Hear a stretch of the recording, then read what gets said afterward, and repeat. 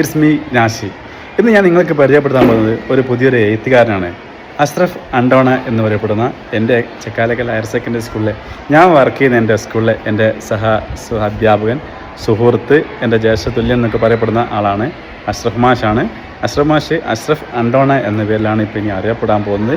കേരളമൊട്ടേക്ക് അറിയപ്പെടാൻ പോവുകയാണ്. അഷ്റഫ് സാർ ഇറക്കിയ വൈവട്ടം സാരോപദേശ കഥകൾ എന്നൊരു ബുക്ക് പുറത്തിറങ്ങിയിട്ടുണ്ട്. ഈ ബുക്കിനെ കുറിച്ചാണ് നമ്മൾ നിന്ന് നിങ്ങൾക്ക് പരിചയപ്പെടുത്താൻ പോകുന്നത്.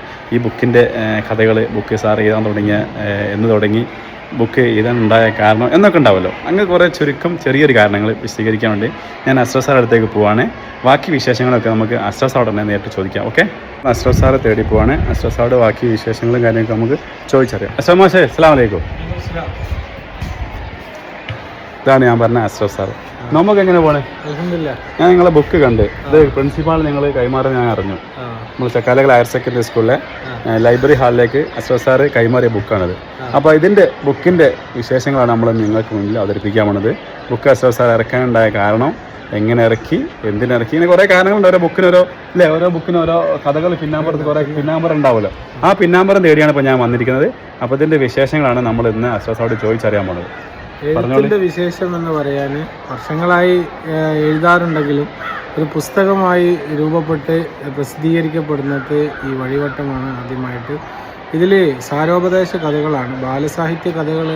ബാലസാഹിത്യത്തിൻ്റെ ഹെഡിങ്ങിൻ്റെ കീഴിലാണ് ഈ പുസ്തകം വരുന്നതെങ്കിലും എല്ലാവർക്കും കഥകൾ ഇഷ്ടമായിരിക്കും. പ്രത്യേകിച്ച് മനുഷ്യരുടെ ഹൃദയത്തെ ചലിപ്പിക്കണമെങ്കിൽ, സ്വാധീനിക്കണമെങ്കിൽ അതിൻ്റെ ഉള്ളിലൊരു ഹൃദ്യമായ ഒരു കഥയുടെ സന്ദേശമുണ്ടാകണം. അങ്ങനെ ചരിത്രത്തിൽ കടന്നുപോയ ഒരുപാട് സംഭവ വികാസങ്ങളെ അതിൻ്റെ സാരോപദേശങ്ങൾ ഉൾപ്പെടുത്തിക്കൊണ്ടുള്ള ഒരു കഥാരൂപത്തിലുള്ള ആഖ്യാനങ്ങളാണ് ഇതിൽ കൊടുത്തിരിക്കുന്നത്. 25ഓളം കഥകളുണ്ട്. സമസ്തയുള്ള ജമിയത്തുൽ-ഉലമയുടെ 100ാം വാർഷിക സമ്മേളനത്തിൻ്റെ ഭാഗമായിട്ട് ഈ പ്രസിദ്ധീകരണ വിഭാഗത്തിൽ നടത്തിയ പ്രസാധകരത്തിലെ ഒരു 100 പുസ്തകങ്ങളിൽ ഒരു പുസ്തകമായിട്ടാണ് ഈ വഴിവട്ടം വരുന്നത്. നിങ്ങൾ ഓരോരുത്തരും ഈ പുസ്തകം വായിച്ചെടുക്കുക. തീർച്ചയായും ഇത് നിങ്ങൾക്ക് കിട്ടാവുന്ന അക്ഷരമധുരമായി സമ്മാനിക്കുന്ന എൻ്റെ ജീവിതത്തിലെ ഏറ്റവും വലിയൊരു സമ്മാനമായി ഞാൻ കാണുകയാണ്. ഇതെല്ലാവരും സ്വീകരിക്കുക. കോഴിക്കോട് ഇസ്ലാമിക് സെൻറ്ററിന് സമീപത്തുള്ള ഇസ ബുക്ക് സ്റ്റാളിലാണ് പുസ്തകം ലഭ്യമാവുക. ഇതിൻ്റെ കോൺടാക്റ്റ് ഡീറ്റെയിൽ ഇതിൻ്റെ ബയോയിൽ നൽകുന്നതായിരിക്കും. അപ്പോൾ അഷ്റഫ് സാർ പറഞ്ഞത് 100 ബുക്കിൽ അല്ലേ ഒരു ബുക്കേ ഇറങ്ങിയിട്ടുള്ളൂ അല്ലേ? ബാക്കി ഇനിയും ബുക്കുകൾ ഇറങ്ങാനുണ്ട്.